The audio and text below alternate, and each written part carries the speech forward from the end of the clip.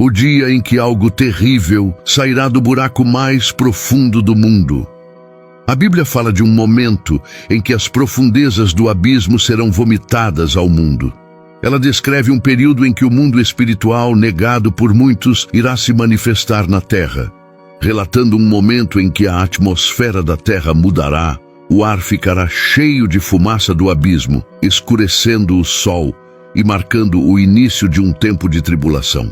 Assim, descreve também uma época em que criaturas das quais nunca vimos antes surgirão de um poço sem fundo. No capítulo 9 do livro do Apocalipse, somos transportados para uma narrativa onde algo terrível, que é descrito como uma espécie de gafanhotos, emerge do abismo mais profundo.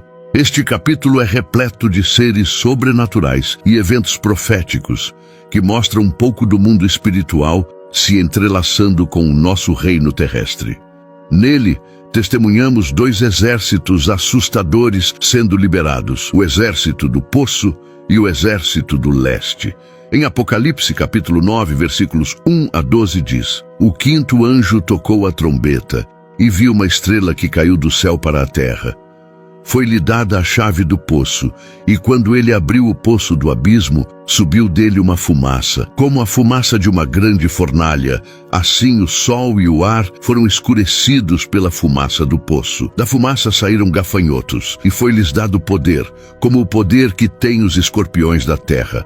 Foi-lhes ordenado que não prejudicassem a vegetação da terra, nem coisa alguma, senão somente os homens que não têm o selo de Deus sobre a fronte. E lhes foi dado, não que os matassem, e sim que os atormentassem durante 5 meses. Naqueles dias, os homens buscarão a morte, e não a encontrarão. Também terão ardente desejo de morrer, e a morte fugirá deles. O aspecto dos gafanhotos era semelhante a cavalos preparados para a peleja. Na sua cabeça havia como que coroas parecidas com o ouro. O seu rosto era como o rosto de homem. Tinham cabelos, como cabelos de mulher. Os seus dentes eram como de leões. Tinham couraças, como couraças de ferro. O barulho das suas asas era como o barulho de carros de muitos cavalos correndo a peleja. Tinham também caudas, semelhantes às dos escorpiões, e na cauda tinham aguilhões com poder para atormentar os homens por 5 meses. E tinham sobre eles, como rei, o anjo do abismo, cujo nome em hebraico é Abaddon. João, a quem foram concedidas essas visões do fim dos tempos, observou que as entidades emergentes do abismo não estavam sem liderança, mas eram governadas por um rei. Este rei não era apenas uma figura, mas sim uma entidade significativa, e seu nome era Abaddon. Muitos podem já ter ouvido o termo referente a ele como o Destruidor ou o Anjo do Abismo. Embora este nome possa ser familiar, a entidade real e o poder que ela exerce muitas vezes permanecem sem muitos detalhes. Mas muitas pessoas interpretaram que João se referia ao próprio Satanás, associando-o com o título de O Destruidor. No entanto, Abaddon não é sinônimo de Satanás, e aqui está o porquê. A Bíblia conta a história da queda de Satanás do céu com 1/3 dos anjos, nos mostrando que existem seres que trabalham sob ele, formando uma espécie de hierarquia de espíritos malignos de diferentes níveis de poder e maldade.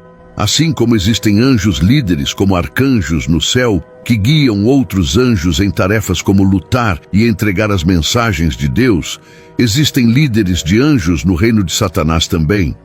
Da mesma forma, Abaddon parece liderar um grupo de criaturas demoníacas, descritas como gafanhotos no exército de Satanás. Portanto, Abaddon é associado em uma missão específica e é interpretado como um anjo caído responsável por liberar pragas e sofrimento sobre a terra, igual dito por João na profecia bíblica de Apocalipse.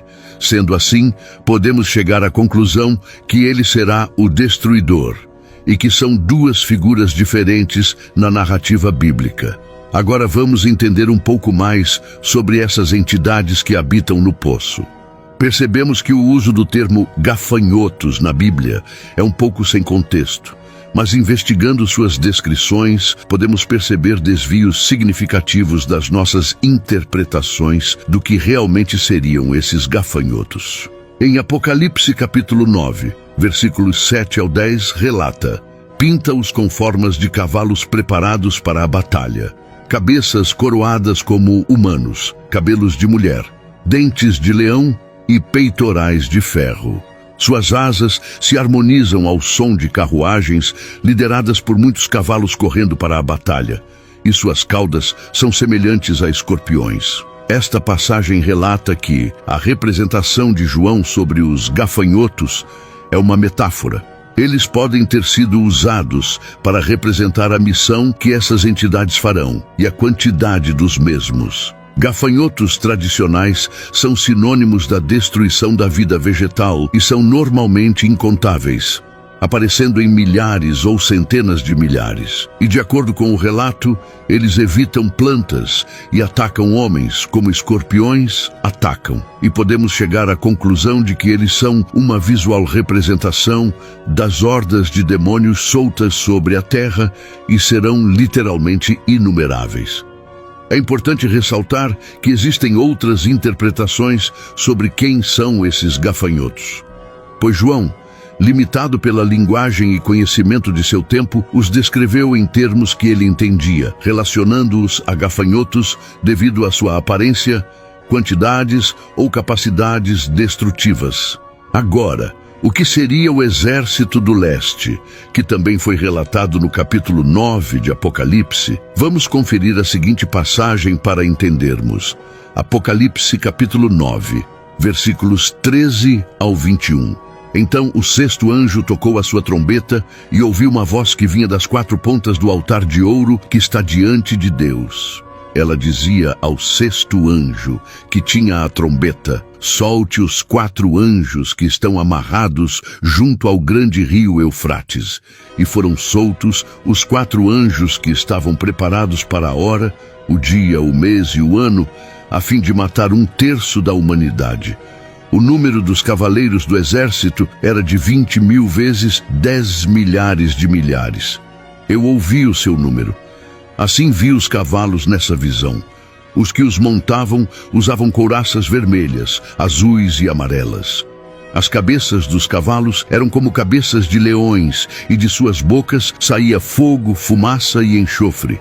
1/3 da humanidade foi morto pelo fogo, pela fumaça e pelo enxofre que saíam de suas bocas, pois o poder dos cavalos estava em suas bocas e em suas caudas. Suas caudas pareciam com cabeças de serpentes, e com elas causavam dano. O restante da humanidade, aqueles que não foram mortos por esses flagelos, não se arrependeu das obras das suas mãos.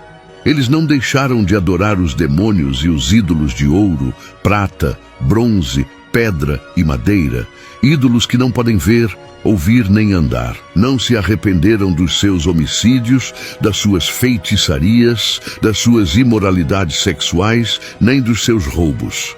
A interpretação dessa profecia é dada com anjos, que lideram um exército para eliminar mais da metade da população. Mas ainda assim, terão aqueles que ficarão no pecado, mesmo com a palavra de Deus se cumprindo. Houve um começo e haverá um fim. Deus tem a história em uma linha do tempo, como atesta a Bíblia. João fez seu papel em nos informar do que está por vir. Agora, nosso dever é que sigamos os passos de Cristo e fiquemos firmes e com fé.